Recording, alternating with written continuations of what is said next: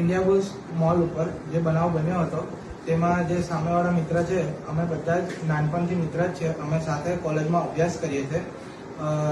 જે તે દિવસે આ ઘટના બની તે દિવસે એમને અમે અમારી જગ્યા ઓફિસ પર બોલાવેલા હતા અને નાની મોટી બાબતે મિસઅન્ડરસ્ટેન્ડિંગ થતા તો હાથ મારીને અમારા વચ્ચે અંદર ઝઘડો થઈ ગયો.